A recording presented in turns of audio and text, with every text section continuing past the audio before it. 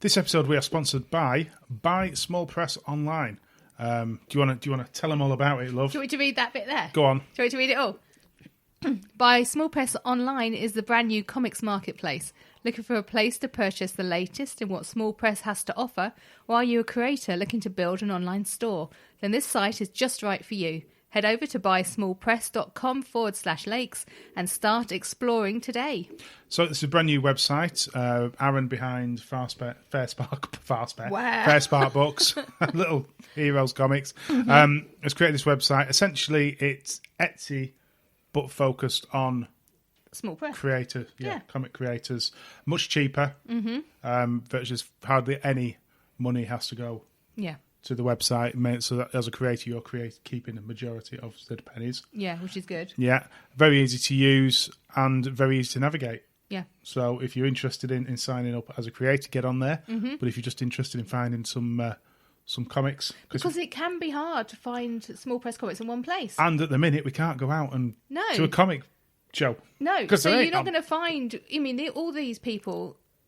You know, you'd find at a Comic-Con and you'd be able to browse. It's like having a Comic-Con just to look at on your computer. You can go around and have a look. Without the sweaty people without mingling next to you. Because I'm only ever armpit height. So jump on the website, buysmallpress.com and have a look.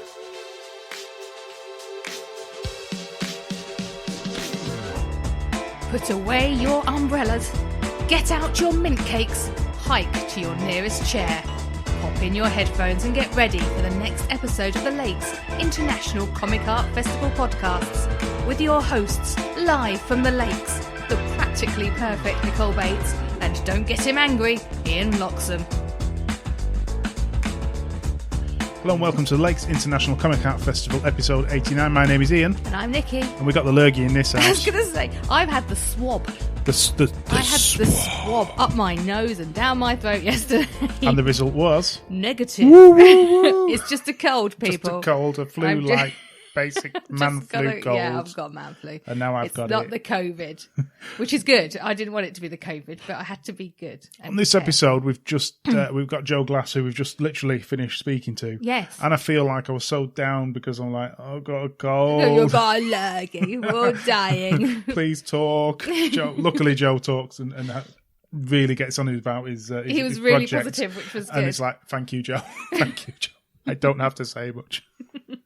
So that's coming up very soon in this episode. Hang on, I've got a cough. Oh, God, this is awful.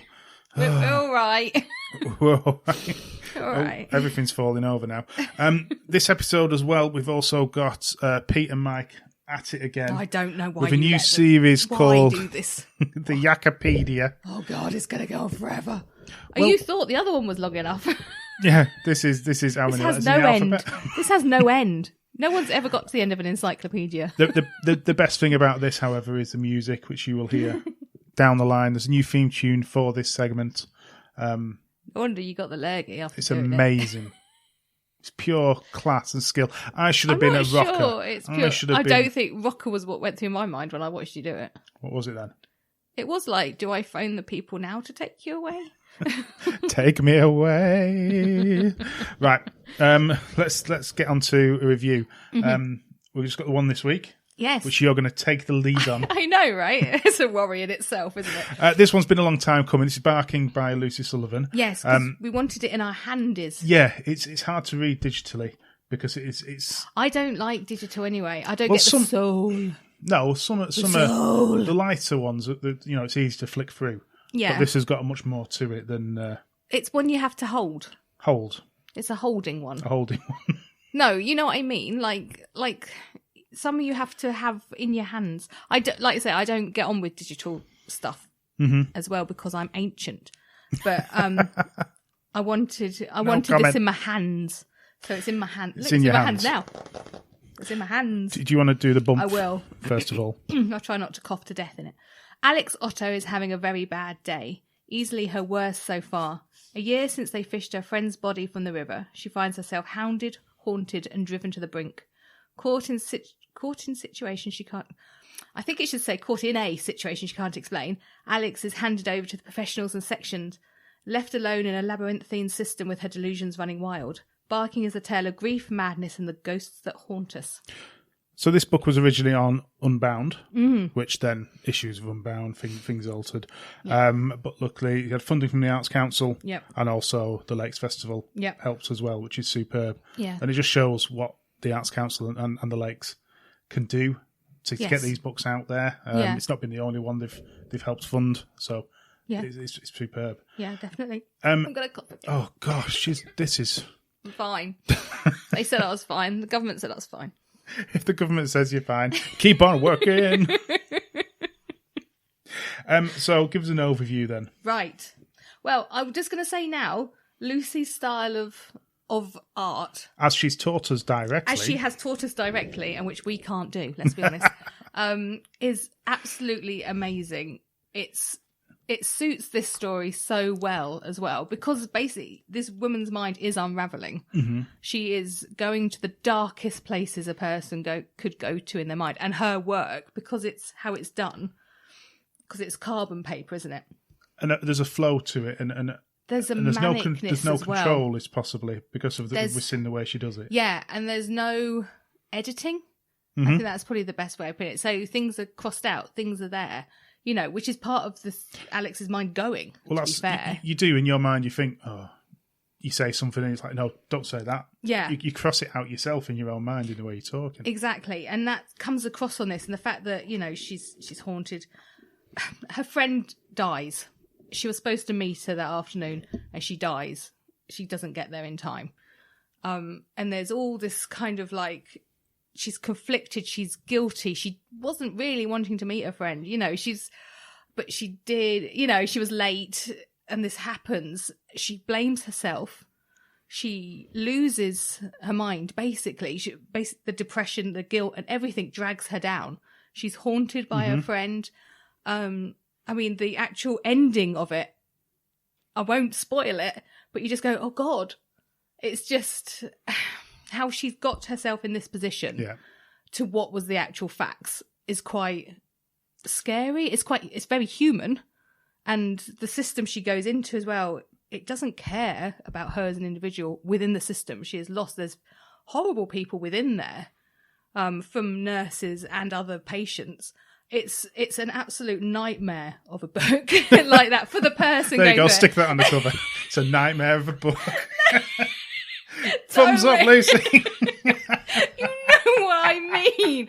It's the poor woman. She is living the worst time anyone could live through, and she comes out the other side. That's what I will say, that she comes out the other side, but it is absolutely horrendous for this person to go through. And you've got the black dog. Which is obviously the sign of depression, is what it's used for. Depression, it's her conscience, her guilt, her everything. It's all there, manifest. So yeah, it is just horrible. I mean, to say she's haunted is probably the best metaphor for this book. It is a haunting. And as stated, it's Lucy's artwork that brings that out in because who else is going to do it like that? Oh, no one. This is not this is an original book, original style of art. Yeah. For the story. And like I say, when she unravels, some of the pictures are quite hard to understand because she's losing her mind, and it just comes across on the paper. She's lost her mind. It requires multiple readings to follow and understand and get the whole story. Yeah. And what's trying to be told. Yeah. Because it's a hard book on your mental. It's hard. It's a horrible, like I say, it's a horrible story for the woman to have gone through. It's a fantastic book. But the story is very hard. It's brilliant. It needs to be shown. The system needs to be shown, and the problems all the way along. But you can see parts of yourself in parts of the book as well. That's the other thing, which makes it harder to read, because anything like that where you're looking, obviously not the whole book, but you're looking at certain points thinking, and she's her own worst enemy almost. She's not created all this around her, but she's become swamped by the whole thing. But yeah, it's brilliant. It's the movement, I think, through this book is amazing. I think seeing her process on that hour video of the lakes adds to it. Yeah. To be fair, the whole process of making the book. Well, she doesn't look, does she? And when you're doing carbon copy, it's a carbon piece of paper over it. She's not going to see what she's creating until she removes crazy, the carbon. Lucy. Crazy. Totally crazy. Amazing. genius, craziness. It's there, isn't it? Just crazy. But no, amazing book. Like I say, it's hard. It's a hard but fulfilling read because of the story. But it is a book you need to, I feel like, say, physical copy. Definitely a physical copy. Not copy. Digital, it's got to be a physical You need to read. be able to absorb the pictures, and I think you can only get that with it in your hands. Mm-hmm. I personally, that's just... No, I think not. It's not the case for every comic, but this one I do feel it is. Yeah. Definitely. Hold it in your hands. By the book. Definitely. By the book. That's just the one review today, but we have got some festival news before we pass on to the rest of the peeps and the interview with Joe. First of all, Gladys Tudor has joined the Lakes Festival and creating how to make sort of short comics on her Instagram page, all linked to the festival, and she's going to be at the festival. Lovely. Fingers crossed for a festival this year. Let it be. Please let it be. Let us leave the house. Yes. Don't care if it's raining like it is today. It's absolutely throwing Don't care down. if it's storming like it usually is. But check on the Lakes website for more information on that. And the other news, we've got 2 new patrons. Oh. Lovely. We've got Kate Charlesworth, who we reviewed Sensible Footwear. Was it last year? Or was it the year before? Oh. The year is so confused. I think it was who knows beginning what year of last year, I think. Our computer still said it was 2020, which doesn't surprise me. And also, Yoms has joined the I love Yoms. the team. Oh, he is so lovely. Yoms is amazing, and what he creates is just so different. Yeah. His transmedia. He's literally project. a god of his own universe. So they're joining Charlie Adlard, Stephen Holland, Sean Phillips, Zoom Rockman, Brian Talbot and Mary Talbot as patrons to the festival. So I'm so interested. 2 very different styles, 2 very different thought processes and so forth. I'm intrigued to what they're going to bring. Great personalities to bring in. Oh, yeah. Definitely. Definitely. So, yeah, that is a really exciting bit of news for the Lakes. Yeah. And can only, again, improve. Yeah, definitely. Improve the whole event. Mm-hmm. So that'll do us today. We're gonna go and die again. Gonna go die. Let you enjoy, Joe. Let you enjoy the lads. Oh. Let you enjoy my music. Oh God. It's not that bad. It's not that good. I'm just Mr. Rocker in my old age. Are you having a midlife crisis now? Yes. Okay, that's fine. It's his comics that smell, not him. Prepare for all the small press goodness that he can squeeze into 5 minutes. Your host, Tom Scratch and Sniff Stewart. Hello everyone, this is Tom Stewart and welcome to Small Pressed, the Small Press review section of the Comic Art Festival podcast. Today I'm talking about a very well-known creator and picking up pace in the kind of small press community as well. Very well renowned, works on such titles as Scrawl, that should give it away pretty big, and we're talking about one of his titles in his Peruvian cyberpunk series. Yes, I'm talking about Gustaffo Vargas and his comic PUNO. PUNO is a 40-page A5 sized comic, full colour, and like I say, it's another one in the series of his Peruvian cyberpunk series. Now, Gustaffo, I've not actually had the pleasure of meeting him in real life, but I have admired his work from afar. You see his work popping up quite a lot if you're on social media. You'll see it popping up on Twitter and the like. Very unique kind of style about it. I'd read a couple of his titles before, Lima and Truelo. I think that's how you say it. I'm going to butcher a lot of titles here. But I'd actually read them on Comic House, not realising that they were all part of the same series, to be honest. They do actually follow on, but there's a sort of uniqueness and a singularity to each of the stories, so you can kind of just jump in anywhere. It's a good aspect of his titles, to be honest. But PUNO is an actual direct lead on from Manu, so I actually read Manu and then PUNO in that order, one after another, recently, just to get a feel for it. Gotta say, this one is pretty full on. The Peruvian cyberpunk stuff is pretty full on in general. Gustaffo doesn't hold back at all. It's your top tier swear words. There is loads of sex and violence, and yeah, it's really, really out there. I didn't really know what to expect because I don't really read a lot of cyberpunk stuff myself. But that being said, it was good to kind of get immersed in amongst Gustafo's style. Some of the more adult aspects of the book can be a bit full on, to the point that if you're not really expecting it, it can really catch you off guard. I mean, each of the characters, I think, at least get in about 2 or 3 swear words per page, so it can be quite brutal.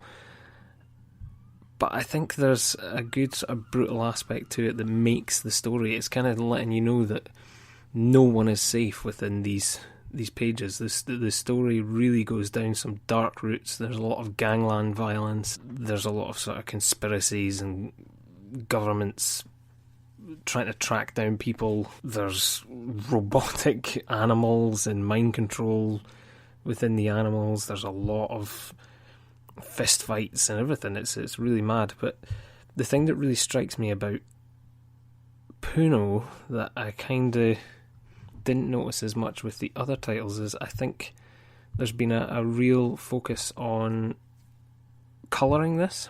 I think he's taken a good lot of time to actually focus on a lot of the different colouring. There's a page in particular in which one person is beating on some man in a cafe bar type situation, and the reds and the greens within the face are just unbelievable. Really shocking, and really getting across the brutality of what she's doing without even really showing you what's going on. I will say I got lost on some occasions within the story. I think Gustaffo maybe takes a lot of influence from the likes of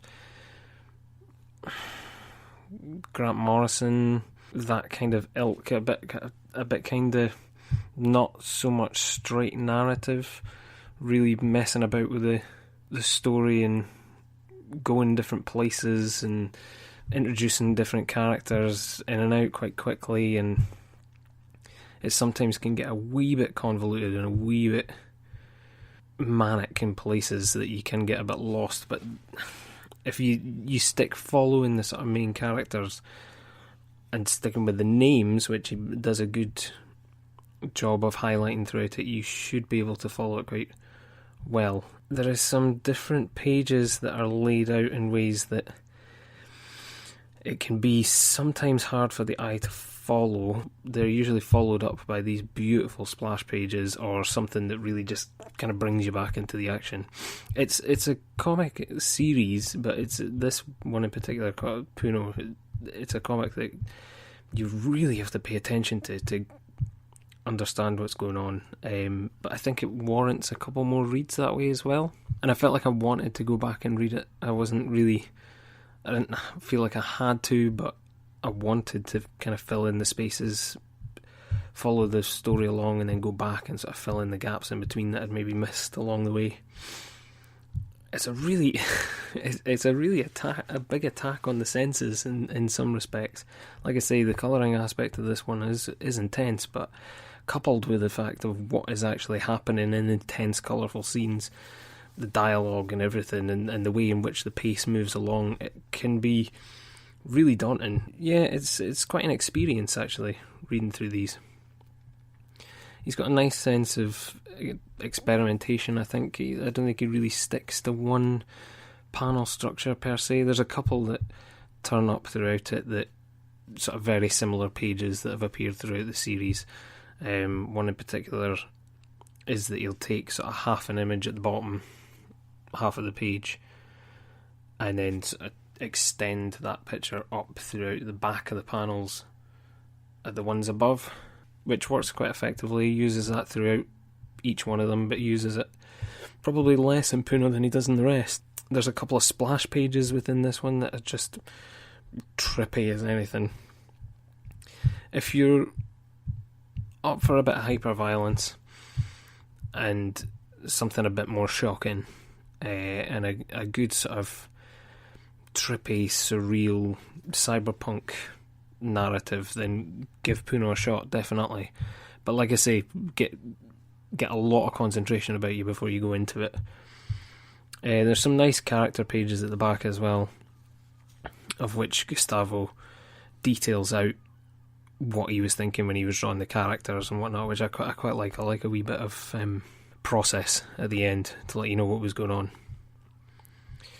It's well worth a shout, definitely well worth a shout. He's got the first three, Manu, Trail and Lima, on Comic House.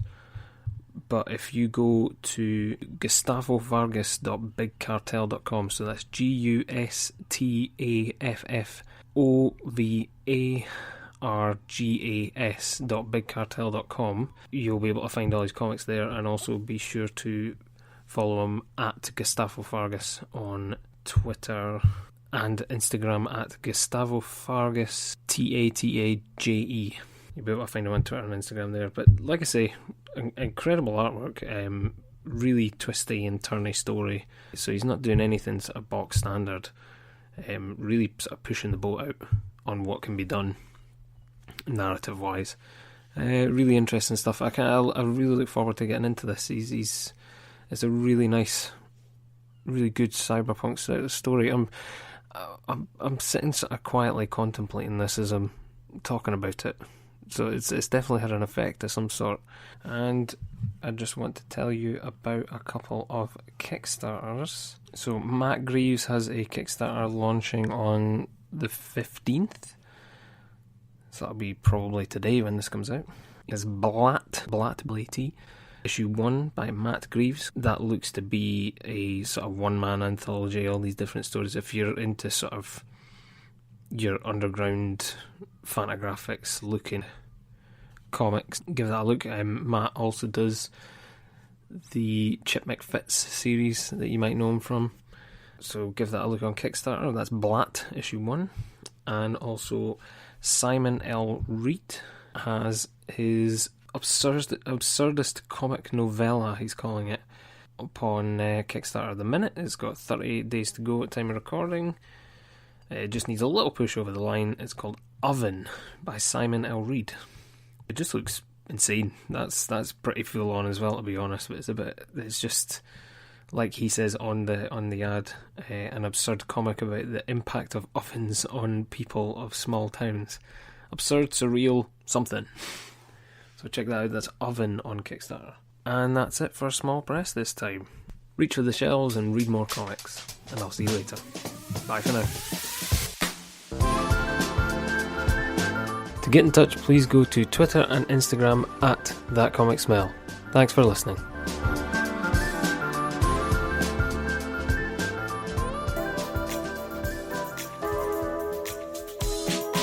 Buy Small Press Online is the brand new comics marketplace. Looking for a place to purchase the latest of what Small Press has to offer?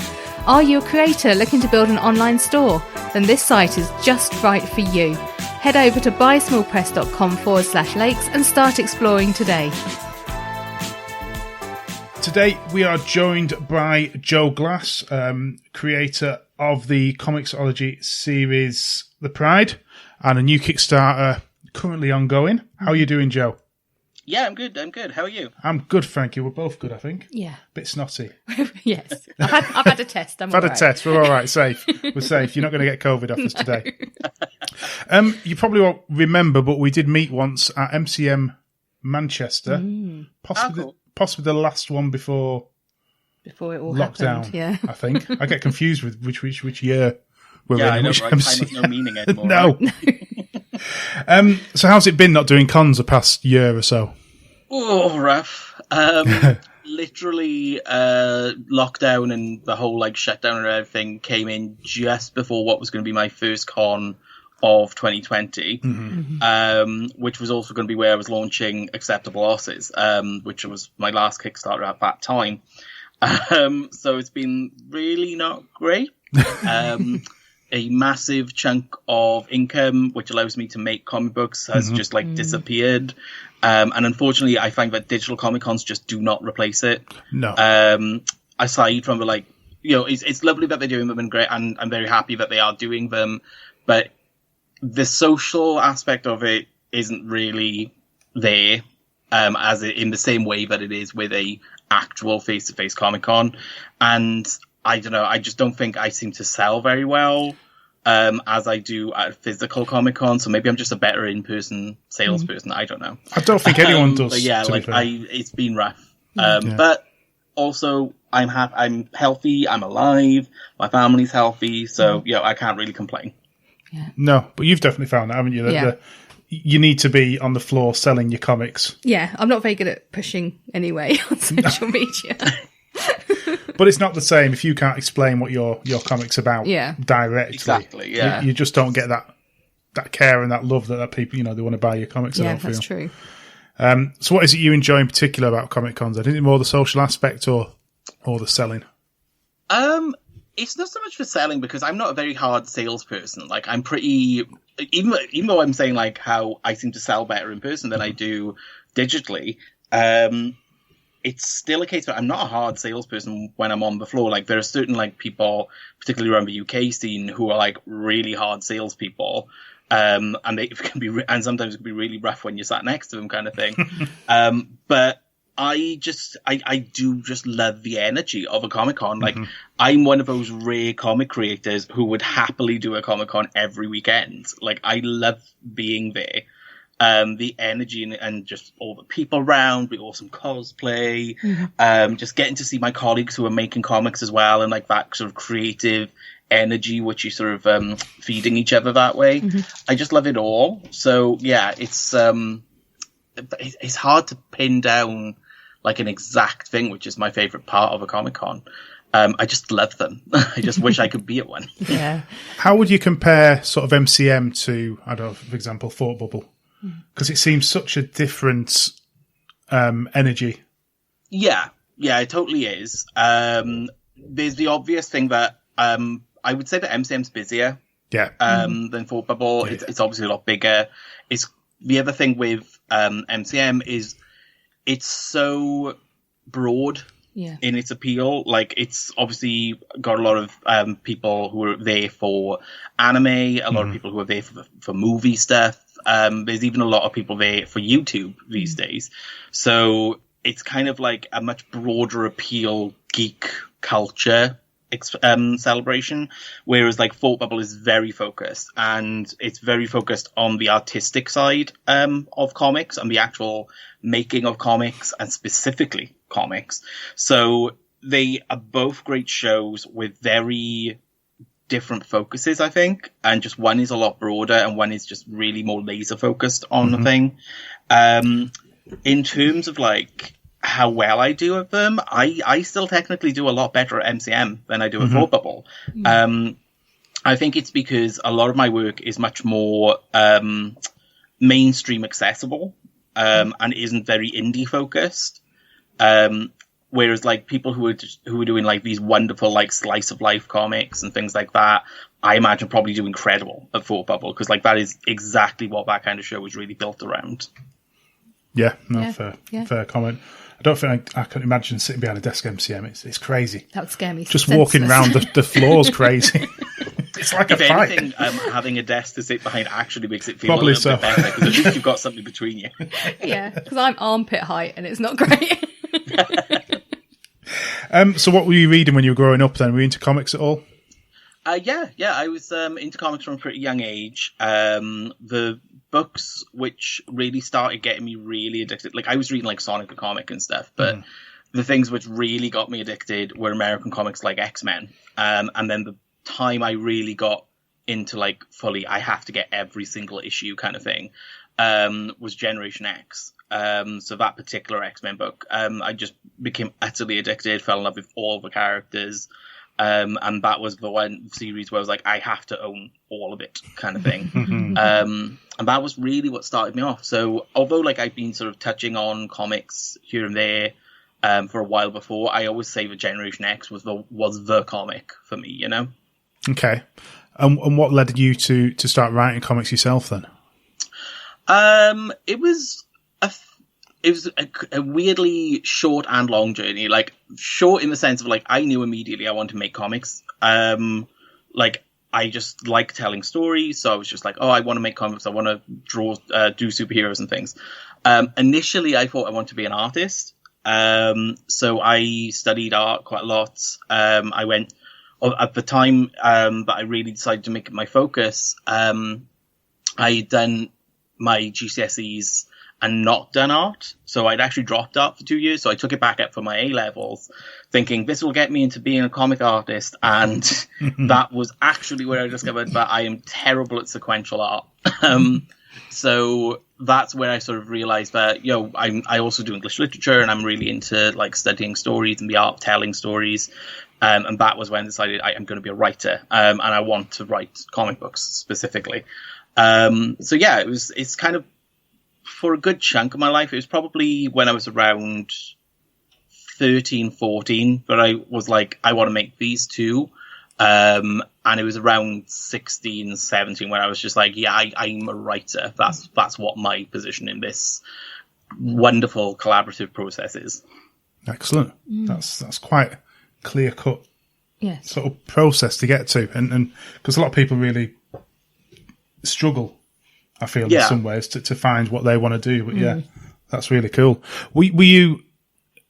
Did you or do you still want a career in comics? Is that your purpose or your goal? Oh yeah. But for me, like, that's my goal. I would love to have a career in comics. Like, I would love to only be doing comics. I know that now, like, this is one of the things that I had to learn, like, over the years, sort of making them, that probably is unfeasible, and that it's really going to be a case of, you're going to have to be doing other things. So, like, I would like to get to a point where I'm writing full time, whether that be comics or perhaps TV and film, as well on the side, kind of thing. I would love to be in a position where I could write comics and that literally funded my life, kind of thing. But that's just not how comics really works.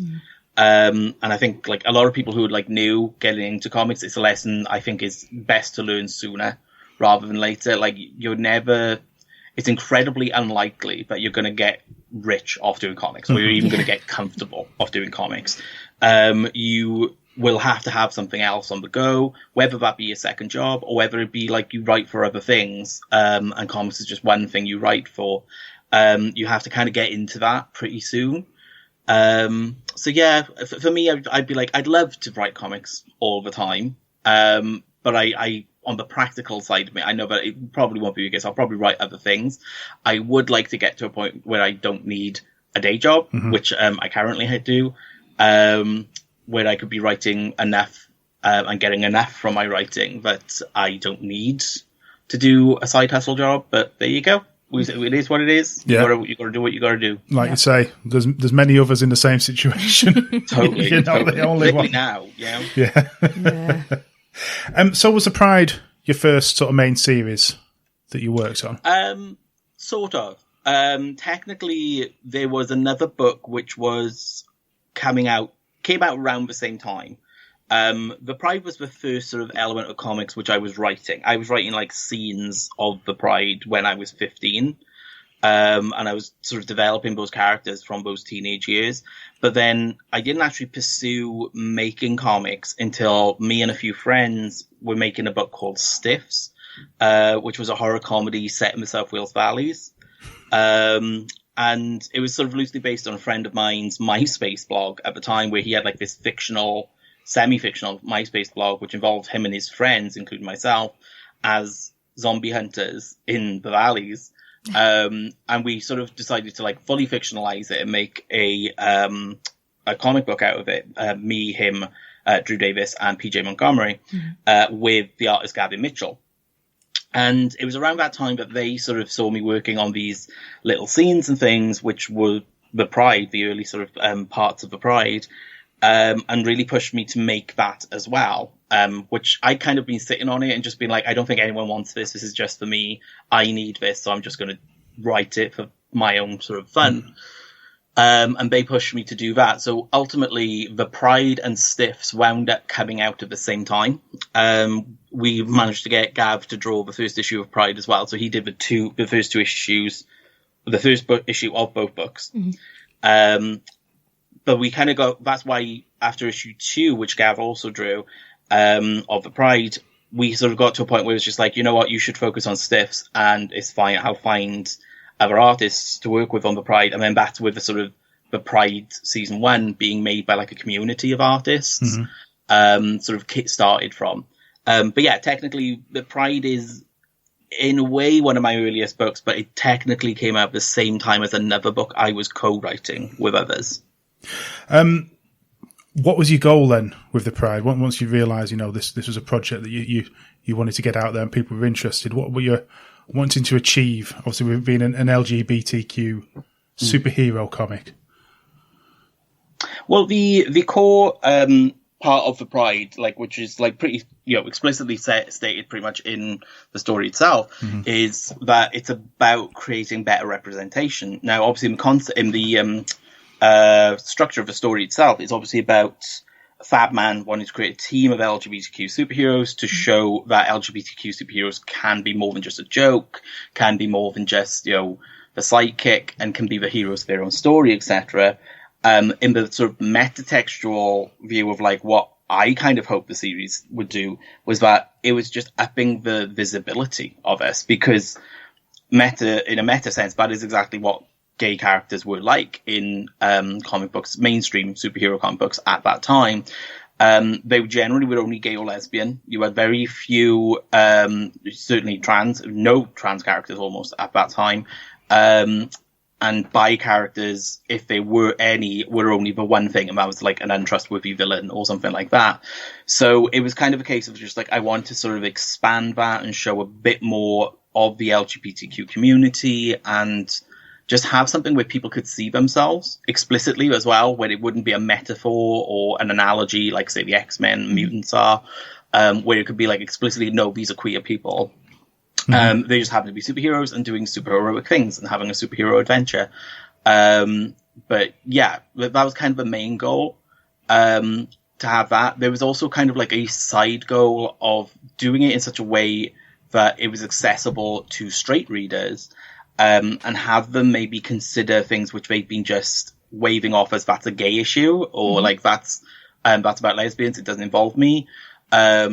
And make them realize that actually you can relate to this stuff, and perhaps empathizing with that stuff might make you be more empathetic to LGBTQ people.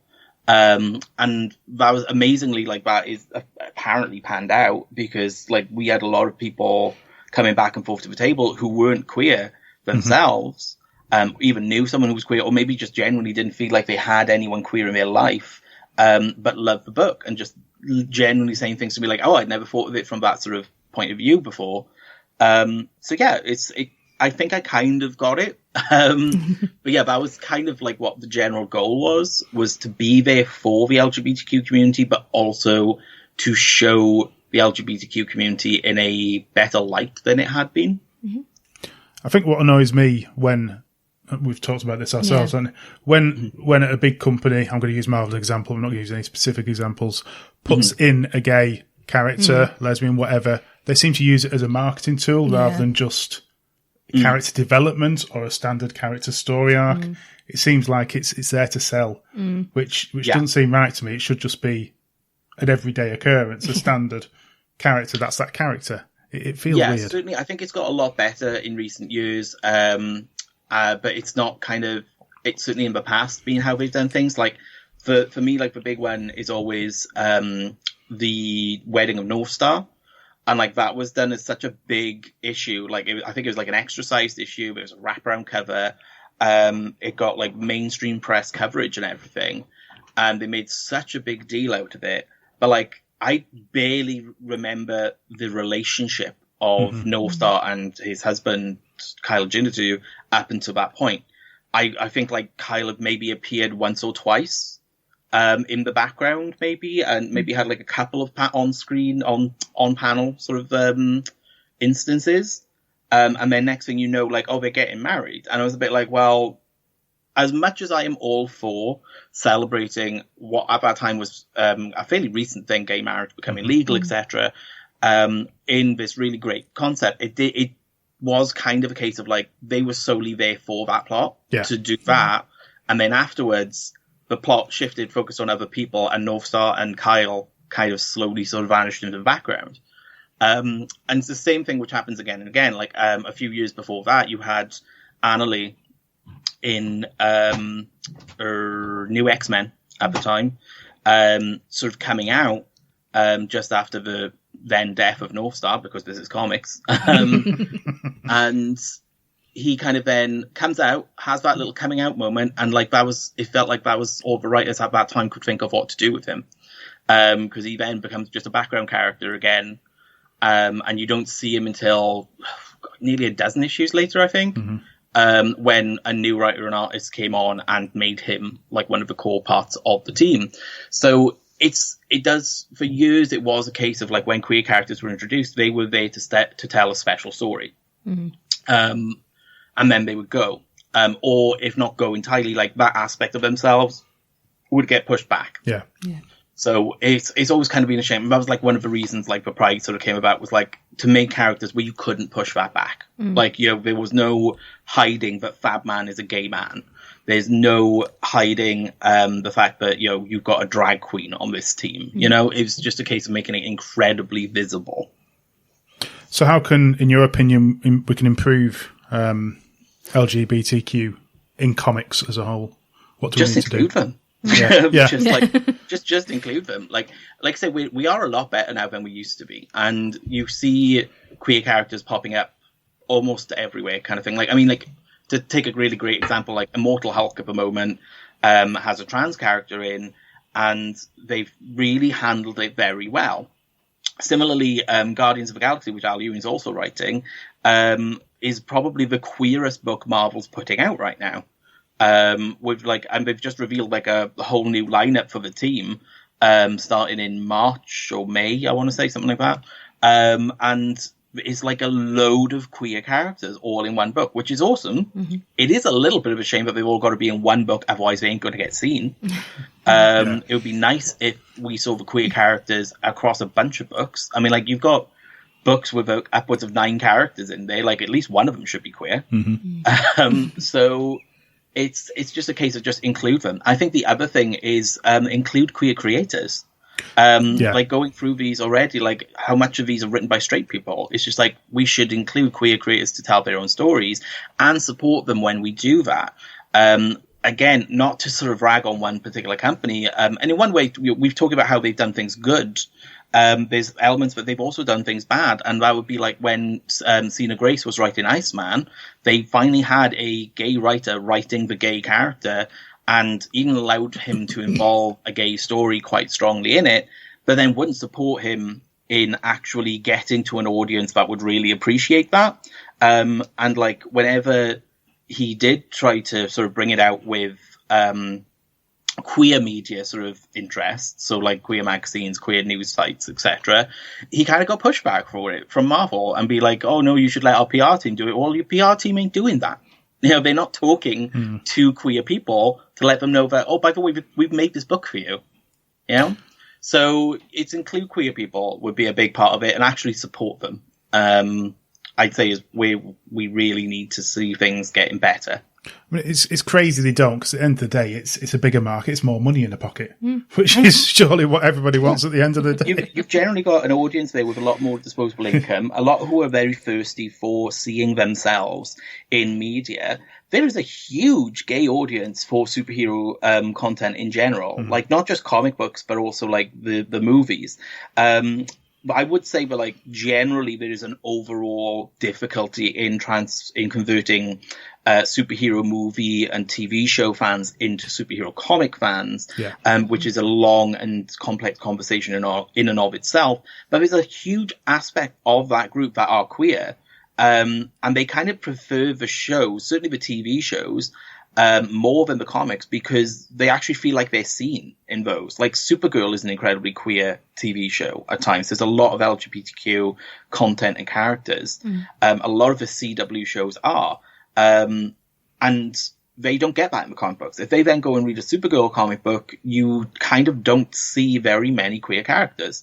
And often when they do appear, again, they are a special story and they're in for one issue and then you never see them again.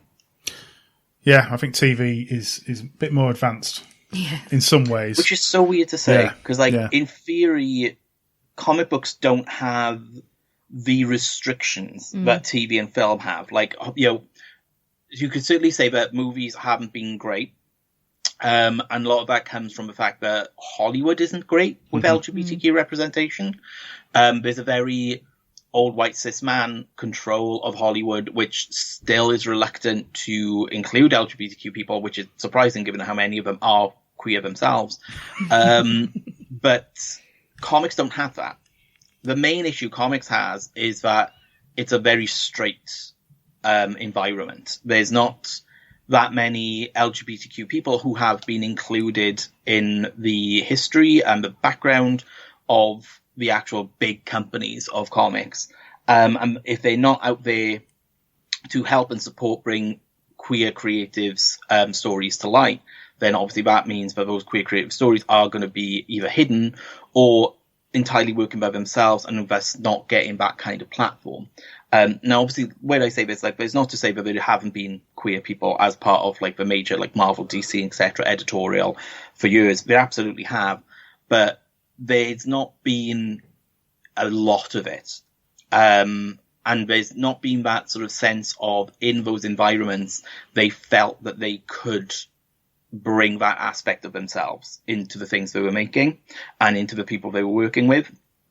I think that's starting to change. I'm excited to see what that means for comics in like the next 10 years. But like, that is something which definitely is an obstacle, which we're still sort of working against at the moment. All I can say is thank goodness for the indie scene that allows creators to do what they want and not rely on Marvel, DC or whatever publisher to get their work out. It certainly has brought us so many individual and different creators and different types of works that we would not have seen if it wasn't for that. So exactly, absolutely. I mean, like, if I had just tried to take the pride directly to a publisher, it would never have seen the light today. I needed to make this out of my own pocket for it to become a thing. I mean, for it to even be picked up by Comixology Originals. Like, I'm not, you know, if I had nothing behind me and no history to show of the Pride, I don't know if we'd even have the Pride Season 2 and then Comixology Original series. It took me doing it off my own back and out of my own pocket. Bearing in mind, like, I'm a working class guy. I come from a very working class area. Things like savings are not really a thing around here. And I had to basically pay and make this book by myself. A lot of people sort of go like, oh, you Kickstarted it. I'm just like, well, I Kickstarted the hardcover, which by that point was a collection of 10 comics, which I'd made out of my own pocket. So, like, you can, as much as crowdfunding did help when I needed to make the next big step, I had to get there first. And a lot of that step was, like I say, out of my own pocket. I wound up moving back home because it was the only way I could afford to keep doing it. But like, that's what I had to do to get to the point where now I have publishers interested in my work and interested in seeing about that kind of content. And, you know, not that I want to say that I'm responsible in any way for all the changes in LGBTQ representation in mainstream comic books in the last decade, but like, it was not this good when I started, and now my book's out there, and now we're seeing like a lot more of that representation in mainstream comic books. But it took books like mine existing in the indie, and in the sort of periphery of the mainstream, for it to become something which the mainstream would even consider. Yeah, you just got to show the change. Yeah, exactly. People are willing to they want to read these stories. That's the thing. So just going on about Kickstarter, so obviously you got your new book, The Miracles, on Kickstarter now. Tell us a bit about that. So The Miracles is a book all about Elliot Morgan and his family. Elliot's like this average geeky teenager, massive comic book nerd. He's very much obsessed with this one comic book that just mysteriously ended on a cliffhanger over a decade ago. And he keeps on rereading it. And then one day he sort of discovers that he started developing superpowers, which, you know, no one in the real world has superpowers. What the heck's going on? And he's very quickly confronted by the superheroes from his favorite comic book, who are just miraculously out there in the real world with him. And then they reveal that they're actually his parents, that the family actually are refugees from the comic book world who escaped to the real world and have been living in secret all these years. It then becomes this story of just kind of like families and the secrets we all keep from each other, from those closest to us and those who should love us the most, etc., and why we keep these secrets, and whether those secrets themselves are damaging. So it's kind of a family drama with superhero elements, and just kind of also just action packed. So it's kind of like Invincible crossed with the OC, or Riverdale, the TV show, meets The Incredibles. So it's this interesting sort of mix of things. It's a story I've wanted to do for pretty much as long as I've been doing the Pride. It's very much been a long gestating project. And it's gone through various changes, but yeah, we're finally at that point now where we can do it. We're going to do it as an original graphic novel, so it's all in one place, and I think people will really love it. I really love it. I really want it to happen, so hopefully people will back it, and we can get there. And there's quite a team working with you alongside, isn't there? Yeah, got an awesome team. Vince Underwood on the art, who did Elk Mountain. That's where I first became sort of like aware of his work. He's an absolutely incredible artist. He keeps on describing himself as being very early in his career. I'm just like, you wouldn't think it from his art. His art is very accomplished. It's very smooth, clean lines, and just looks superb. In fact, it was the perfect fit for the book in that he has a way to do two very different styles. Like, he can do the sort of Jack Kirby-ish comic book looks for pages which are set in the comic book universe of the story, and then he's got this other style, which is the predominant style of the book, where it's sort of more grounded and more real looking, and slightly more photorealistic. So it's really stunning to work with him. When he came on board, that was when I was like really finally felt like, yes, this is it. This is what we've been waiting for all this time to make this project a reality. And then obviously we've got colours from Harry Saxon, who is a tremendous colorist who works really well with Vince's work, and is just doing a superb job on the colours so far. And letters from Hassan Otsman Al-How, who is just someone who I've wanted to work with for years. So finally getting the chance to work with him, and he's doing incredible work already on the lettering. So yeah, I'm super excited about the team. Oh, and obviously we got a cover from Kevin Wada, because he's an angel, and I just had to ask him. And thankfully he blessed us with a gorgeous, gorgeous cover. Superb. Any stretch goals within that as well? We've not planned any yet, because the original goal itself is such a big ask, because, like, as I say, I'm working class. I don't have savings or things. Like, I literally, when I'm asking for a budget to make a comic, I'm literally asking for, this is how much it costs to make. You know? So I have not really planned any stretch goals, because I'm like, let's actually see if we can hit that goal first. There are some ideas I have of what I would do. I know that certainly people love that Kevin Wilder cover. There's a possibility that we might look into doing prints, or something as a possible stretch goal. Another thing, I would love to get over the original goal price would just be to give my creative team a bonus, because they're really working really hard and are actually working on a lower page rate, I think, than they would usually work at, just so that we could try and keep the budget as low as possible. So I would love to have that chance to actually be like, hey, you worked so hard on this, I want to give you a little extra. So yeah, a lot of if we do go over, the first thing I want to do is just make sure everyone gets a bonus for just putting so much hard work into it. Because making comics ain't cheap. No. Exactly. unless you're doing it completely on your own, it ain't cheap. No. Oh yeah, that's the other lesson I always say to any sort of wannabe new creator of comics is like, it's not a cheap business. No. It's expensive. Paper's expensive, guys. So yeah, it's crazy. Well, obviously we'll stick a link in the show notes if you sound interested. Go and have a look. Awesome, definitely looks really interesting as a comic and a story and an idea. Yes, really cool. So, what's your plan for the next year or so? Then, have you got any other ideas? Any other comics coming out? Yeah, I've not got anything which is sort of like nailed in as yet. Like, I'm hoping to do a few more pitches, and hopefully we'll get them off the ground this year. What I already thinking there might be another Kickstarter from me middle of the year, maybe. So probably before Miracles is actually getting sort of sent out and everything, but a much smaller thing, maybe even something self-contained. But like just to have like another little thing out this year. So possibly, I've not 100% decided on that. There's also going to be something which I can't really talk about, which is going to be later in the year, probably around like late end of 2021 kind of period, which is going to be for something in 2022, which is super exciting. And I think is going to be absolutely awesome. I think people are going to go nuts for. So I'm really excited about that. The only other thing which is definitely confirmed is that in June 2nd this year, so Pride Month this year, the Pride Omnibus comes out. That's been published by Dark Horse Comics. Oh, that's cool. Who handle the print editions of Comixology Originals titles. It collects all of the Pride to date. So what was originally like the self-published parts of the Pride and became Pride Season 1 and Pride Adventures Season 1, but also the Pride Season 2, which has been digital only up until this point. It's available for order now at comic shops around the world. So people tell your local comic shop that you want a copy of the Pride Omnibus. They can find it in previews on page 103. That's a salesman talking there. And where can people find more about yourself online?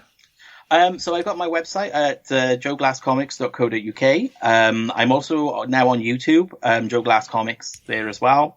And also I'm always on Twitter, forever on Twitter, where I'm at Joseph Glass. Just quickly before we go, I must admit we looked on YouTube and WandaVision. Yes. Yes. No spoilers, but yes. I'm in fact going to be recording my recap for episode 6 after this. So yeah, I'm very excited for it. It's just a stunning piece of TV. Oh, it's really good. I was thoroughly enjoying that. Yeah, love it. Right, well, thank you very much for your time, Joe. Thanks. Hopefully, maybe see you at a con end of this year, maybe. Oh, fingers crossed. Maybe. Who knows? Fingers crossed. Fingers crossed what will actually happen and I can actually get to go to the north again. We're nice up here. Nice up here. Lovely up here. Thank you for your time. Thanks so much for having me. Bye.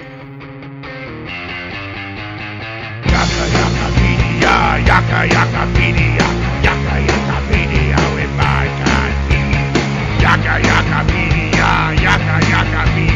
Yakapedia with my As custodians of this mighty tome, it is our duty to review... Oh, sorry, hang on, quit. Sorry, I was reading down, I got to the wrong bit. Apologies, can we start from the top?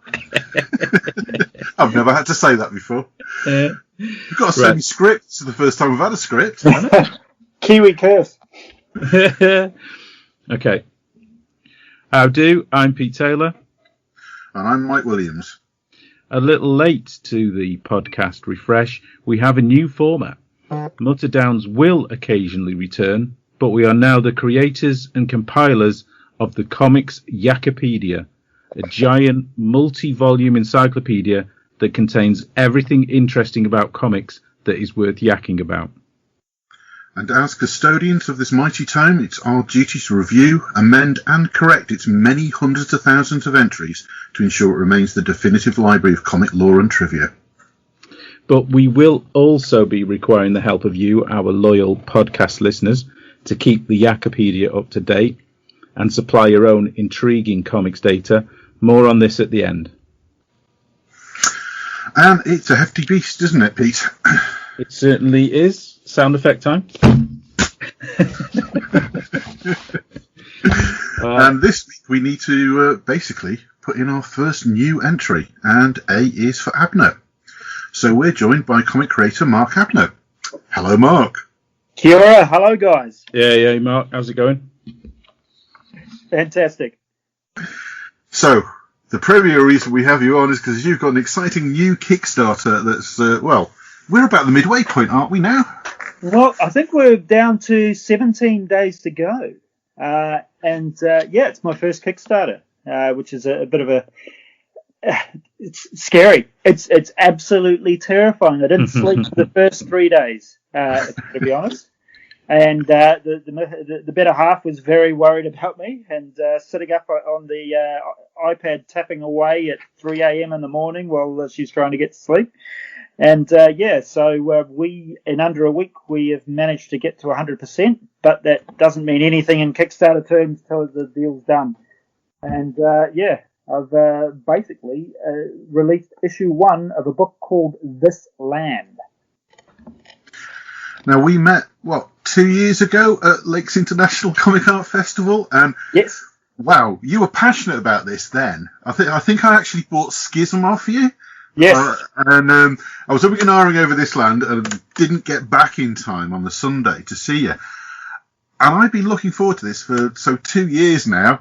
You kind of talked about this coming to Kickstarter, so you've chosen the middle of a pandemic. Well, it's perfect timing. I've got a captive audience, you see. But what This Land is about is essentially elevator pitch is Moana meets the X-Men. It is a story based in a future New Zealand where the people are imbued with the abilities and powers of the last gods on Earth, the Māori gods, and the gods have returned, and they are not happy with what they've found. It kind of hooked me in because I knew that there was a strong mythology behind it. But I guess what I really liked, and I've noticed on the Kickstarter page that you've kind of covered this as well, you're trying to normalise the Maori language and culture a bit. And one of your aims, I believe, was to sort of act as like a library resource for younger readers. Yeah, so essentially, a lot of this stuff, my background in comics is, I've been an avid reader since I was a wee fella. And I grew up reading Tintin and Asterix and Buster and all sorts of stuff. We got all the British stuff and Tintin and French, obviously, for Asterix. But a lot of the British comics in 2000 AD found their way to New Zealand bookstores and corner stores. And what New Zealand in the early 80s was very much still a colony. The TV one was very much BBC one. There wasn't a lot of opportunity to learn about New Zealand's history and its own myths and legends. There are a few storybooks out there, but what really struck me later on, I've been living here for 10 years now, I was sitting the citizenship test, and I knew more than most British people did. Right. I'd go around and I'd have there'd be a special app you get on your phone, and you go around, and I was testing customers. I said, hey, can you pass this? No one passed. I must have done it with about 50 or 60 people. Not a single person passed. And it got me thinking, hang on, I wouldn't pass the New Zealand one. Cool. And why was that? What were the reasons for that? And I didn't learn New Zealand history till it was a optional topic in my last year at high school. There's a few stories that are passed down, Māori myths and legends, how Maui tamed the sun, and how he and his brothers fished up the North Island of New Zealand, which was shaped like a stingray, and the South Island's a canoe. We learned those sort of things, but the language itself, we weren't very exposed to it. And the reason for that is the resource wasn't really there. As I've been away, as I've been living over here in the UK, I have noticed a really strong resurgence for Te Reo Māori, the Māori language, back home. And there's more acceptance of it being used in everyday life. And I guess sometimes it takes you to step away to look back and see that when you're living there, it's like, I don't need to learn that. That's not going to make me money. That's not going to do this for me. How is that going to benefit me? But when you're looking from the outside in, you see it's a powerful resource and reflective of a culture. And it really stamps the mark of a place that is a melting pot of the South Pacific. And this was just one of my little ways to contribute back. And I didn't want to flood people with the language and scare them off straight away. So when you open the book, the first thing it says is there are some words here that you may not understand. Hang on, I'll read it directly. Here we go. Within these pages, you will encounter a land that has embraced its past, but also created something new. You may be unfamiliar with the Māori language, and if you would like to enhance your enjoyment of knowledge with the correct pronunciation, please use maoridictionary.co.nz. So it's an app and it's online, and you can just type in it. You can type in a word and just hear it. Yeah. Because for years, I remember growing up as a kid, I knew the Latin words from Asterix from the old Grumpy Pirate before I knew any Māori words. I knew Dos Vidania Tovarish from Colossus and Herr Kurt Wagner. Yeah. And, I learned all these words through comic books. But some of them I didn't know how to pronounce correctly either. So this book is a combination of a lot of things, and it is a retelling and reintroduction of some classic Māori myths and legends, but put in a modern context in a new environment that everyone is introduced to, and you don't need to know the real backstory behind these guys, but it could help if you did know it, but it's no barrier for entry, if that makes sense. So that's my general feeling behind it, and why it's so important to me. And a key thing about that was that I sought out the right people, because what I did, all the design work in the book, all the tribal designs, some of the facial tattoos, some of the character creations have all been done by New Zealanders. So a lot of the Māori related stuff was done by whakapapa, which are people of the land. So, which are people of Māori descent. So I had a team of people to help me, whether it be translators, editors, designers, artists, and we all came together and pulled this thing out. The main series artist is P.R. Dedelis, and he's from Poland, incidentally. And he was a significant part of the book as well, because he's just a true professional. I did a search originally for some New Zealand artists, but unfortunately they all work for Peter Jackson and get paid a lot of money making movies.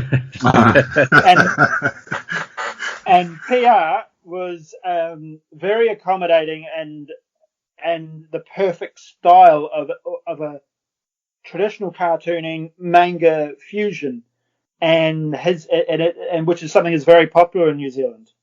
And this book, before even the first word was written, I happened to go back home for my brother's wedding and did a tour of Southeast Asia and Australia as well. And I'd pop into every comic book shop, and this is back in 2016. And I would ask everyone, hey, if I'm going to invest, because I've paid up front for all the artists, and I make sure everyone's being paid for everything that they've been done. And what was said to me consistently for every shop is young adult, kids, and manga. Those were the things that were exploding in comic shops back then. And you just have to look at the stats and see it's still going. And that just lined up with the market research with what I was passionate about and what I wanted to do. Everything just mixed together and landed really well. So we've got a professional team putting out a high quality book, and we've already nailed the first issue Kickstarter in under a week. So we're blown away, absolutely blown away. So it was on the 6th day you got funded, wasn't it? Which is awesome for a 6 days, 23 hours and 10 minutes. I was going to say I was being kind there. It's under a week. That's the achievement there. And you also got the coveted Project We Love from Kickstarter as well. Always a good stamp of approval as well. I mean, the artwork is it's exactly what you were talking about. It's that lovely blend of manga, but it's the really sort of popular stuff right now, isn't it, for a certain audience and above. And he's got a very Ed McGuinness look to him as well for a lot of his stuff, and the main reason and a big part of that is the colorist Liza Buenaventura, who's from the Philippines. She's worked on stuff for Dynamite, Scout Comics. There's another one, big little one, which the names escapes me at the moment. But yeah, she's fantastic. Aftershock, Bolt, no, that's Hassan. So you had Hassan the letterer, Hassan Osmani Alao. He's obviously panel by panel magazine, Image Comics, Valiant Comics, Bolt, Aftershock. dynamite. So everyone on the team, bar me, is a professional. No, I mean, it's interesting. You kind of got... It seems to be common, I'm noticing now with Kickstarters of all sorts, not just comic ones, that they have like a guidance or sensitivity editor as part of that. And obviously, as you said, on your crew, you've got somebody that's doing that actual job professionally for you. Yeah. And I think that's going to be something that's going to kind of come as sort of like just a part of Kickstarters soon. And I think it's a really good thing. You mentioned about obviously with the Maori tattoos and everything. Yeah. You have to make sure you're not using traditional ones, don't you? Yeah, so there's some specific designs that are being created specifically for the work. And there's a section in the book where one of the characters, and I don't know, it's very hard to tread these spoilers, she questions one of the gods has returned to the earth, and she says to him, you bear no moko, no face tattoo that I recognize. And he says, my story here is new. It will grow and grow with me. So through the course of the book, his face will change. And maybe at the end of his journey, you might see a fully formed moko. Maybe. Mm. Yeah, you will. You will. You can't really put my way around that. But yeah, there's a lot of things that I'll definitely, people will certainly question. And I have to keep saying you need to read the book. Because, with some things are what they seem to be, some things are not. And, it's certainly been a really, really interesting challenge getting everything to line up the correct way. And it's not about everything lined up and the story was better for it. I'll give you an example. So the North Island of New Zealand in Māori history was a giant stingray. And if you look at the North Island of New Zealand, you see it kind of sweeps out like the fins of the stingray, with the tail being the tip of the North Island. Now, this new New Zealand is basically the 8th undiscovered continent, because New Zealand has a very low seashell. And I think the BBC, when they're a bit bored and they're running out of articles, they pulled an article up that exposed the merits of this undiscovered continent, and that potentially it needed researching and looking at. And this area around New Zealand was dubbed Te Ruia Maui, which is essentially the land of Maui. And the shape of it, to my eye, when I first saw it, was like a handprint. Mm. And that's where the idea formed for, well, what if there was something that happened that changed the scope and the shape of the Earth, and this new landmass came out, and when it came out, it released powers and energies that gifted the people of Aotearoa New Zealand different abilities, and kind of like mutants, kind of like Terrigenesis within humans. But this is where the old power lived. This is where the last gods of the world lived. If you look at timelines of places that were discovered in the world and areas that still worshipped and recognized gods, the last gods, in my book anyway, were based in New Zealand and in my mind. And when this handprint comes up and forms this shape, I thought, okay, well, that's interesting. Now, what if we call this power, this gifting of power to people, we'll call it the fever. And it looked like this handshape could also be the tails of multiple stingrays coming together. And lo and behold, you know what a group of stingrays are called? They're called a fever. Really? And I don't know how I pulled that one out of my backside. But I kind of, there's been a few incidences like that made me go, I think I'm on the right track here. Yeah.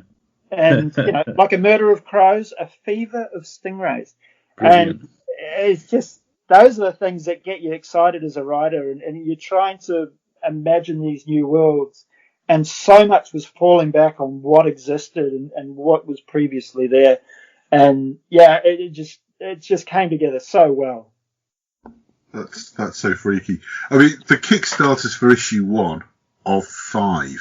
Yes. And another thing that that kind of stood out for me was that you actually got the artwork for all 5. You're purely kind of fundraising to get things like the colouring and the inking done and lettering. It's quite unusual. The original plan was to get everything self-funded by myself. Unfortunately, life and things and COVID get in the way, and wasn't actually able to do that. The letterer and colourist were kind enough to take a step back, and I channeled everything I could into PR, getting the book done. So all 140 pages are complete, all the art's complete. This Kickstarter will fund the colouring for issue 3 and the letters for issue 2. So we're already an issue ahead in the colouring as well. So issue 2 is completely coloured. I do have I've got review copies which I attempted to letter myself, which when you start trying to letter for the first time, you know the value of a true letterer. You know that they are the artists and deserve all the merits that are due to them, because it is tough. It was a really good editing process, because I was like, what idiot put all these words on this page? What is it here? So actually, I would recommend that to any writer, is try lettering your own pages and realise what the hell you've done. I thought I had a pretty good formula figured out for how many word balloons and words per panel sort of thing to go with. I was wrong. So it served a very good purpose, but the project itself, as I say, everyone the idea is you don't get into comics to make money. You get into comics because you got a story to tell and you're a creative person. That is, if you're a writer. I swear, I'd love to be making money, but I don't. That's not what this is about at all. It is about getting this story out there and hopefully finding its audience and serving a longer lifespan, and it can be something that can be picked up and reread forever, and adding value to those school libraries, to all those bookstores, and celebrating a culture in a new and unique way. You're definitely finding an audience. Hopefully that's going to continue to grow and grow. But we're at the midpoint now.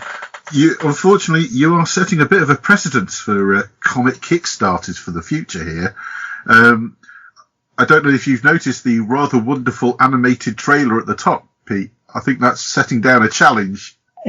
Oh, no, not. Yeah.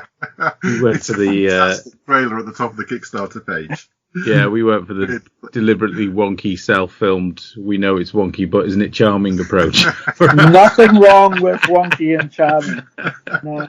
Listen, technology's just crazy, though, isn't it? Yeah. There's some animated bits, and there's some mouth movements and head turning and stuff, and those are just apps on the phone. I mean, it would not surprise me if in 10 years I could create from what we've already been done, maybe a few 3D models. It wouldn't surprise me if I could create an animated series on my Mac in the next 5 to 10 years. Well, I was showing my daughter, funnily enough, she's an illustration student, and if you've got an Adobe, account, I'm a graphic designer illustrator by day, so I've got to have, what is now the subscription to Adobe, but you get all of their software. Yep. When you start to look into it, there's one called Animate that the Hollywood studios are using, and it's available, and that's got the mouth, software in it as well. Absolutely, and to be fair, a lot of artists also use some of that stuff for layouts, and getting your angles right. You've got sketchbook. No, losing it already. It's red cube. Nope. There are plenty. Anyway, forget something. There are plenty of online assets available where you can build and have that world already built. So whatever angle you're working at, you throw in the background, and essentially you've done the hard work by building the scene. Yeah. And in box form, SketchUp. Oh, SketchUp. Yeah. Yeah, there you go. Yeah. Why? Took a while. But these are just tools. You know, people say, "Oh, that's cheating and stuff." But at the end of the day, your pen, your hand is being guided and doing these things. And when it comes to those final lines and stuff, you're still adding that. You know, and I know Marvel did it they're quite clever, and they give their artists a library of assets to work at. Here's the current Fantastica. Here's the current Stark Tower. Here's the current Avengers Mansion. You know, and they'll all have access to that and just be able to throw it and work those angles in. And it's a huge time saver and helps with consistency. So why wouldn't you use the tools that are there? It's incredible just how far some of this stuff's come. And, you know, on the smell of an oily rag. You look at the opposite end of Photoshop, you've got Affinity, UK-based company who do their own Photoshop-style software. And that's not subscription-based, it's lifetime-based. It's crazy, you know? Like it used to be. Oh. Well, I always think when everyone starts talking about cheating, I always think of what Wally Wood, his famous quote. And he said, never draw what you can swipe, never swipe what you can trace, never trace what you can photocopy, and never photocopy what you can cut out and paste down. I mean, you know? So just think of that anytime somebody accuses you of cheating. Absolutely. I mean, there's a few artists there that you may look sideways at, but they're still very successful and they sell lots of books. Yeah. You know, it's if the tools are there, why not use them? It's kind of going sideways here, but Marvel have just done that recently with all their previs stuff. You know, they'll have their writers and directors come in, and they may have entire action scenes already pre-done. And sometimes, most of the time, apparently the writers and directors are involved with the original construction of that. And then a previs house will go out, generate a previs based on the instructions of these other guys, and come back with all the angles that the cameras need to be set at, all the dimensions that the sets need to be built to, all the math and figuring out is done years before. It's a fantastic asset to have. Things are changing, developing so much. Why not use the tools that are being given to you? But yeah, it's back to this one. Hey. Well, you're talking about tools making life easier for yourself, but you engaged well with your audience, but you then took the extra step to make personalised videos to every single backer, of which I'm one of them and received one. How long did that take? So it's an ongoing process. Day one kind of shocked me because there were 75 people in day one, and I was like, what the heck has happened? And I just sat down, and I don't know what number you were, but you could see that across the videos, the bags under my eyes get deeper and deeper and deeper. and it's only about a minute and a half. But I tried to I'm still trying. I think I'm up to 120 at the moment, so there's about 17 to go. But I try to reach out and personally thank everyone. It doesn't matter if you're the backed at the 250 mark or the £2 mark, or just chucked in a quid for just this guy deserves a coffee or something like that. I know coffee costs more than a quid. I don't drink coffee, but and it's worth it. I mean, if people have taken the time to contribute to little old me, you've got to. If the numbers were ballistic, I'd be over the moon, and I would do my damnedest to try. I don't think I'd be guaranteeing it, but the love and all the cliches under the sun I've been throwing at people, but it's just amazing. All these people from around the world coming in and helping this program, this campaign, and as I said, I think the important thing is the work's done for issue one. It's done. It's ready to go to the press. So all I'm waiting for now is the final numbers and to roll in a couple of weeks, which still available. Still plenty of pledge levels available. Still plenty of artwork to get your hands on. You've got colouring books. We've got we've got the comic, we've got pins, colouring books, prints from Zach Howard from Venom, and more recently Hellboy. We've got prints coming from Oscar Yildirim, who did the covers for Loki, and also he was the artist on my Hit Girl book that I wrote for Mark Miller, for Millarworld. Actually, it wasn't the book, I was in the Millarworld Annual. Yeah. I didn't write I wouldn't quibble about that, yeah. I wrote a few pages. He did say I was the next Alan Moore. He was talking out of his backside. He was trying to sell books. That's what Mark does. Yes, I use that quote a lot, but I always paraphrase it by Mark Miller as a good hype man. That is all. I basically pulled in all my favours and got some fantastic artists to come in and contribute a whole lot of work. So, yeah, and sadly, one of the things I've decided to do is give away some of the original art from put up as a reward the original art that PR has done. Which I look at it and I'm like, oh, there's some of our babies going away. It's and all the good, some of the ones that are the first cover's gone, the first double page spread is gone, but there's still a lot of very cool stuff there. So yeah, it's been sad to see them go, but it's all in aid of growing and building on what we've already got. So cool, that's brilliant. It's going brilliant, and we wish you the best of luck with it. It looks like it's going great guns at the moment. So by the time this goes out, it'll be next weekend, probably, Pete. So that probably is going to hit your midpoint. Which is always a telling time of a Kickstarter. It's always nervous for anyone that's running one. Every time we've spoken to somebody, they're always like, "Oh, it's the midpoint. It's always the worst bit, I think." It's funny, and you've seen it happen, and now it's happening to me, and it's like, okay, just breathe. People drop out because life happens, and that's fine.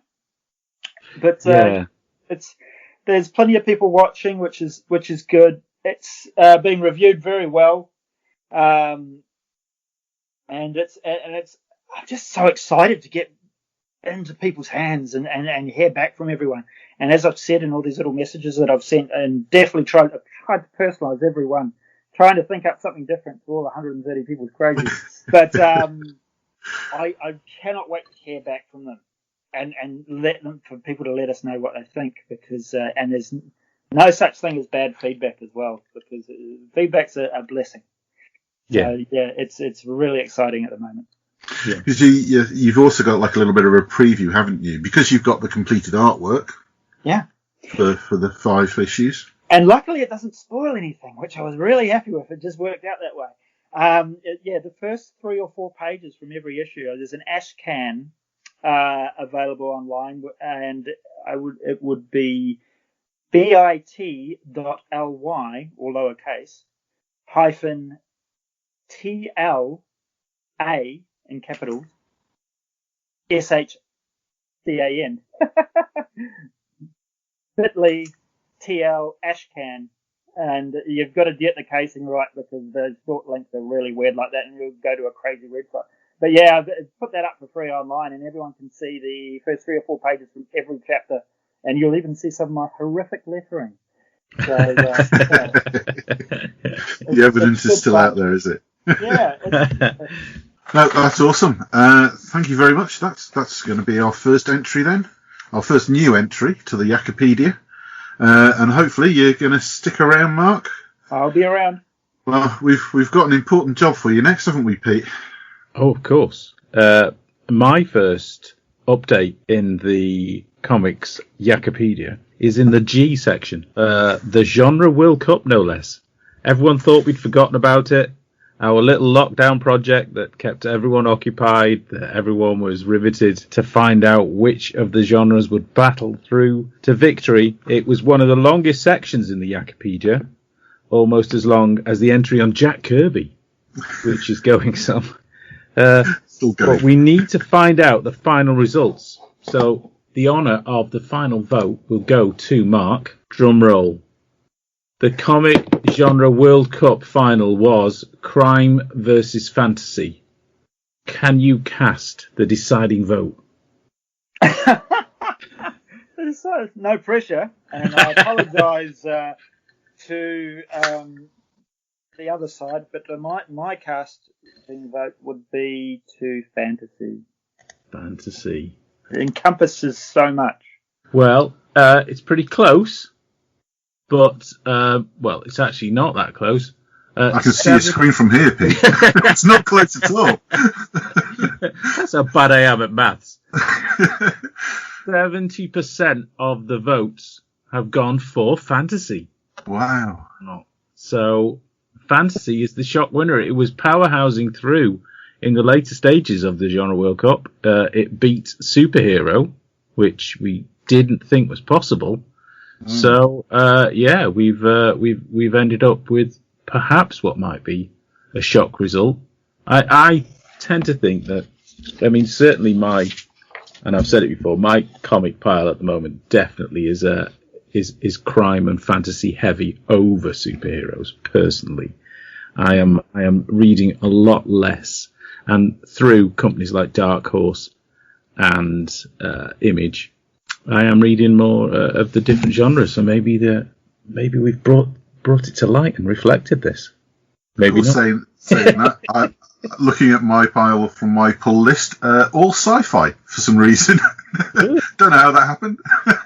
Normally it's pretty much 100% fantasy, but for this month it's all sci-fi. But sci-fi almost never made it as well, because it played against sci-fi, didn't it? It was fantasy versus sci-fi. Yeah. And that was quite a close one. So that was a bit of a shocker. Let me update it now. There you go. That's updated.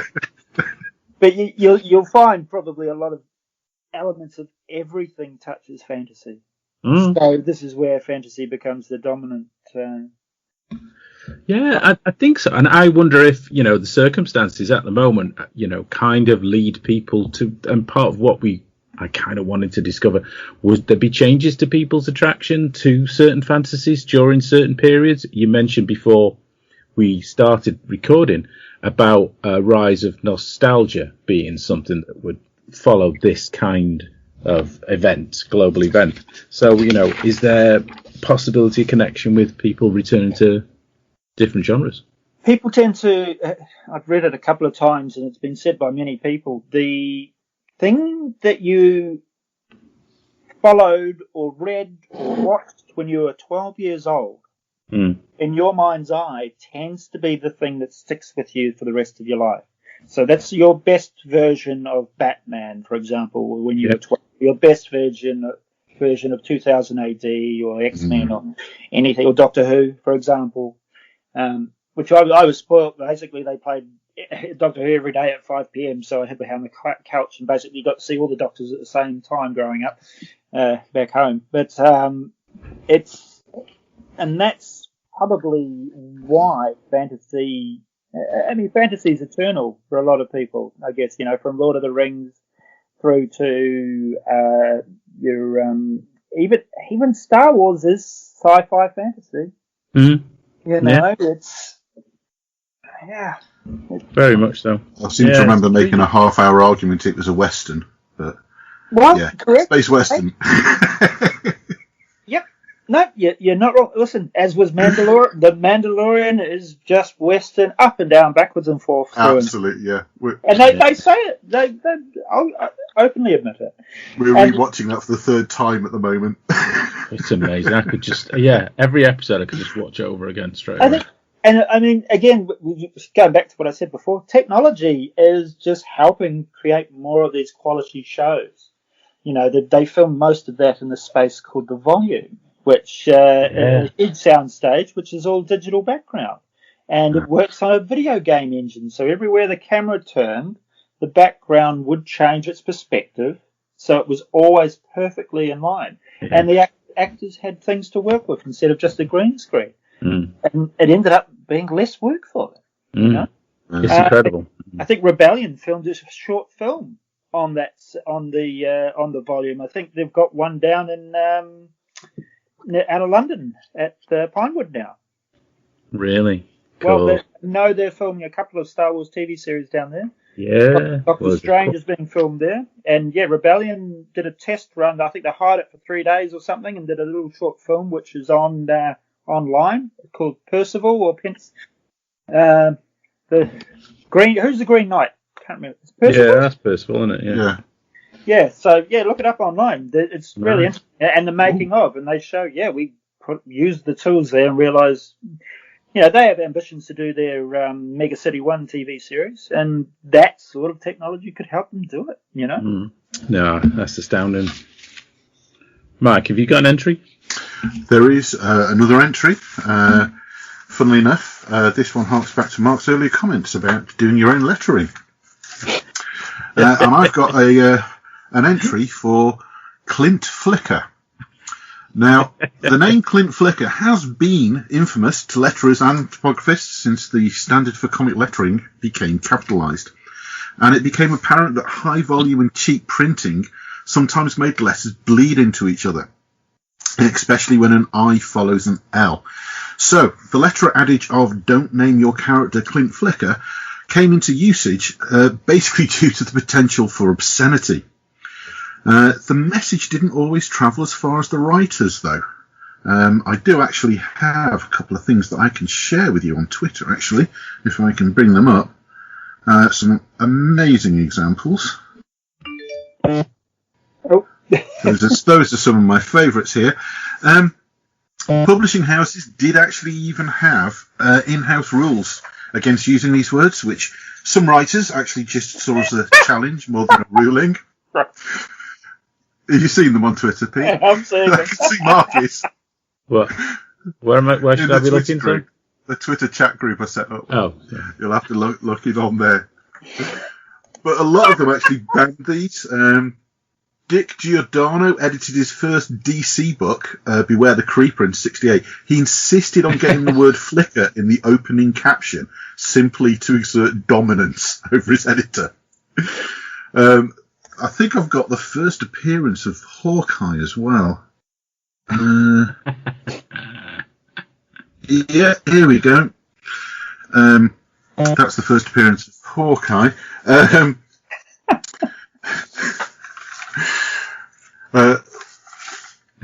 The master, I think, I've done a little bit of research, and I think the master of intentional subversion is, and I suppose always will be, Bad Boy Mark Miller. And I didn't realise this, but in 2010 onwards, he had Clint magazine. Yep. Where he spelt it CL_INT. I never realised that. It never occurred to me, weirdly enough, for somebody as childish as myself. But that was absolutely a reference to this. And he has made several claims publicly that he sneaked in a character into Sonic the Hedgehog universe called Flicking Clint. Which I've actually no evidence. I can't find that, but I've actually found interviews where he's actually claimed it. And I'll just finish this off. I've got some more wonderful ones here. I should say we will stick these up on the blog as well. I have them. I will. Yeah. Oh, you have. The last one's just wonderful, but so I was. It was.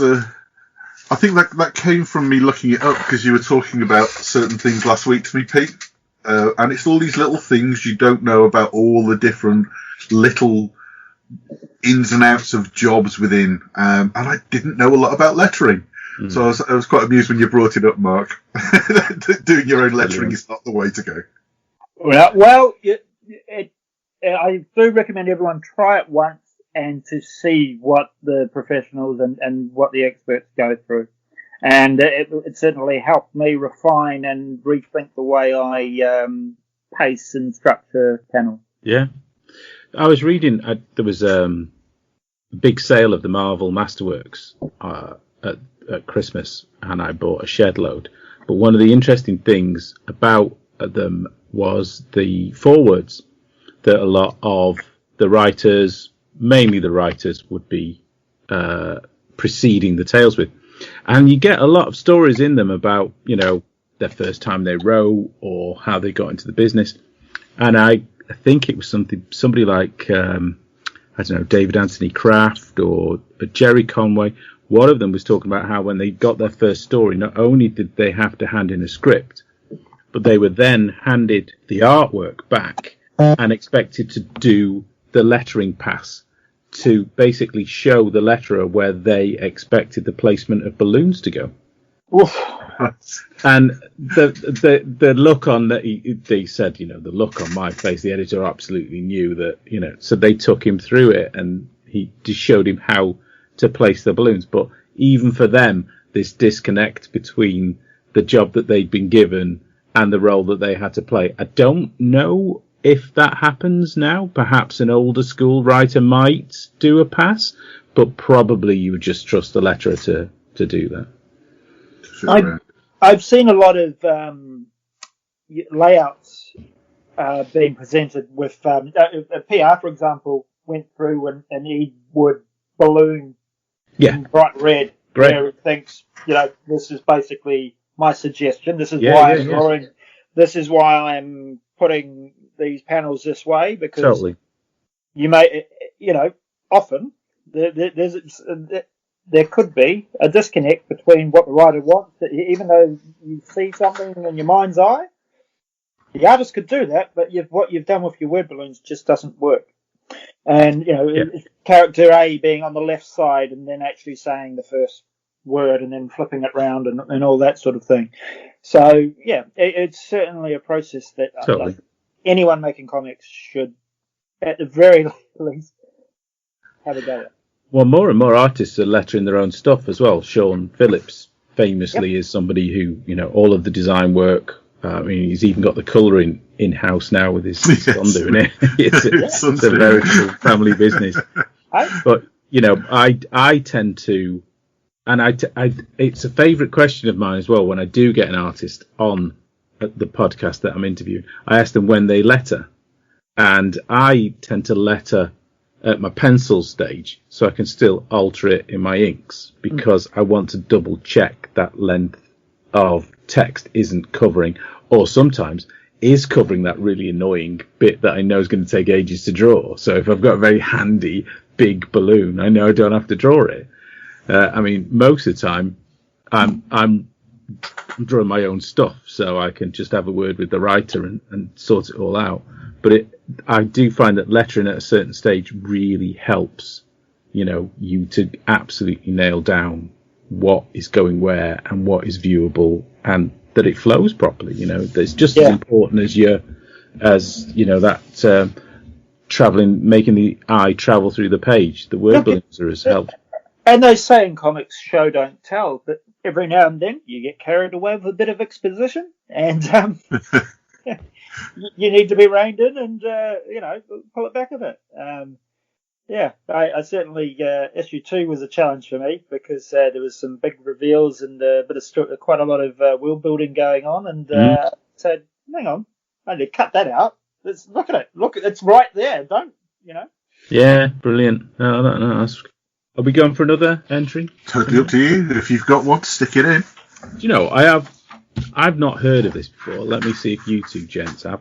Have you heard of the comic book? It's mainly in collecting, the concept of prototypes. Have you heard of this? No. Only because you passingly mentioned it to me in a chat we had once. Spoilers. Well, comic fans love connections, and we know that collecting is a big part of comics. Apparently, there are a growing number of old comic fans. I think it's mainly Silver Age fans, and they've spotted a recurrence of certain characters or concepts, powers that have preceded the more famous, well-known aspect. I know what you're talking about. Yeah. It's not quite. It's not swiping. An artist may have a particular design that he's very fond of, and put it into play, and then maybe repurpose that with a few tweaks later on for another series, or even in the same series. So, why wouldn't you? Back then, you didn't quite have the ability for people to post it up on the internet and point fingers and go, "You nicked this." But if you are an artist that likes to draw a certain style of figure or monsters or whatever, Jack Kirby is somebody who Absolutely. he came up with. He had a story called "The Monster in the Iron Mask," and the Iron Mask is very Doctor Doom-like. Yeah, well, yeah, the man in the Iron Mask is Doctor Doom, isn't it? He did an early one as well that was a little more than that. Yeah, Jekyll and Hyde, the Incredible Hulk. You know, it's all right there in front of us.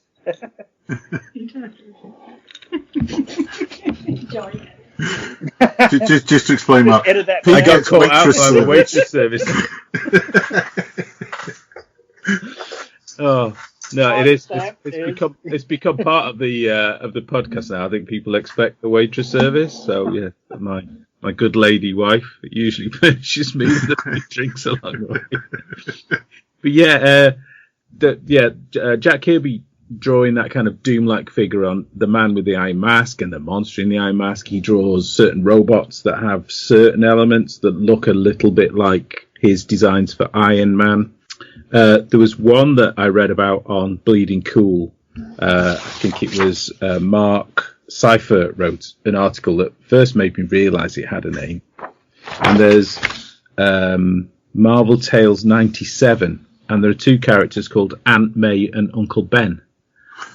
Longer versions, but they look pretty much the same. You know, Aunt May's got the white hair, the bun at the back, and they're looking after a young niece called Linda Brown, who turns out to be a mermaid. As you do. Yeah. But this has now caught on to the extent that is, I think, quite a collectible book. I think slab versions are rising in price, and it is now one of those things that, you know, Peter Parker humorously gets referred to as having a mermaid cousin occasionally in the comics, a bit like Lex Luthor gets ribbed in comics about having stolen 40 cakes, which I think came from a DC sort of maths book from the 70s or something like that. But yeah, Hulk's another one. His name gets reused quite a lot. There's Doctor Strange. I think Kirby and Ditko are a couple of the artists that obviously quite creative, but obviously going to save a bit of time if you've got a go-to sort of visual that you can reuse. And Supergirl had a prototype featured in Superboy number 5, and she didn't look at all like Supergirl. She was called Lucy Regent, the Queen of Borgonia. Her uniform had an S, but it was purple and gold. She wasn't Kryptonian, but she shared a lot of the powers. That is now seen as a prototype of her. Superman 123, we have Supergirl with a hyphen, and she has all of his powers and looks much more like the traditional Girl of Steel. I think she's even called the Girl of Steel in the story.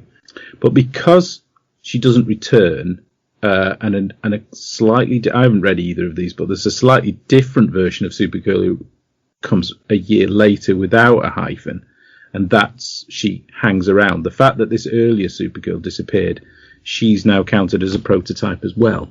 So it's all this ins and outs of collecting. I think there's, and this is adding quite a dollar value onto those issues, is it? It's totally. The fact that even though they aren't officially connected, there's enough connective tissue, and fans like to build even these, more shadowy connections. They like to build them. So and it's all affecting the collecting market. So I think Dave Cockrum famously had Nightcrawler as a character for DC in a pitch. Now, it's not quite prototype because I don't think it's all print, but I think it was for either a pitch for the Outsiders or the Legion. And then so was Storm. Yeah, absolutely. They were both there. And they straight into the X-Men. So, yeah. It works, doesn't it? It's funny. I mean, you've obviously got certain concepts. I think People Who Shrink, was a concept that got explored in sort of 50s monster movies, and obviously comics were exploring the same thing, but they're now counted as being a prototype for Ant-Man, or some magicians are seen as one for Doctor Strange. Was it Druid? was before. Yeah, and there was a Dr. Droom or something as well. Yeah, Droom, yeah. Which was a bit of a connection between the two. I just didn't realise it had a name, so we can put it in the P section. Yeah. Prototype. Prototyping, it's in. Yeah, we don't need pencilers, so are we doing more than one per letter? Or? Totally. We're going to be doing this for years, Mark, and you will be on again. Yeah, I was going to say, just drop in any time you want. It's COVID time, there's boredom kicks in. So I think that's all from the good book this episode then? I think that's more than... Hang on, that's more than enough. Let me... I've got it here. Let me put it away. Oh, bloody hell. There we go.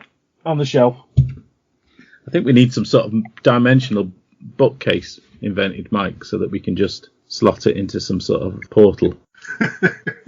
Because I'm running out of shelf space already. We need some pin particles. Yeah. Well, I guess we'd really like to hear from all loyal listeners. If you've got any suggestions for entries that you'd like to hear being read out, or submissions of your own to add, or just point us to things to review, or ask any comic-related question that you always wanted to know but were afraid to ask, the Yakapedia is here for you. Totally. Contact anyway. Podcast site, Twitter. We do have a Facebook as well for the Comic Art Festival podcast. Where can people find you, Mark? You can find me on Twitter at Mark Abnett, which is fantastic. I've got that one, at Mark Abnett. On Facebook at Aroha Comics, Mark Abnett, which is capital AROHA, Aroha Comics at Mark Abnett. Instagram, Aroha Comics. And also on Twitter again at Aroha Comics and arohacomics.com. And on Kickstarter, because issue 2 is just around the corner, we are going straight back and doing another Kickstarter soon. But you've still got time to jump on this one. It is This Land in the search bar on Kickstarter. Awesome. Mike? I'm on Twitter at CthulhuPunk, where I basically talk about comics and RPGs. catfoodcomics.com for me at the moment. There's free comics on there. Just go and enjoy yourself. Just read some comics. While I have a word with myself. I'll get there eventually. Don't worry about it. Brilliant. Awesome. Mark, you've been amazing. Thank you so much for being the first guest on the Comics Yakapedia. You're more than welcome. History. Brilliant. Thanks for listening, everyone. We'll be back soon. Bye. Bye.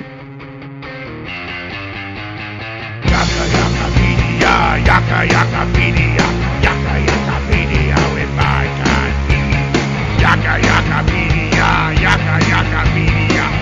Yakapedia with my cat.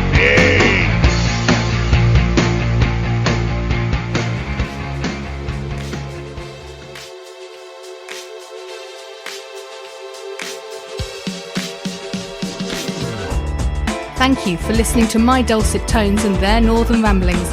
Find out more about the Lakes International Comic Art Festival at comicartfestival.com and find us on Twitter at comicartfestpod or online at comicartpodcast.uk.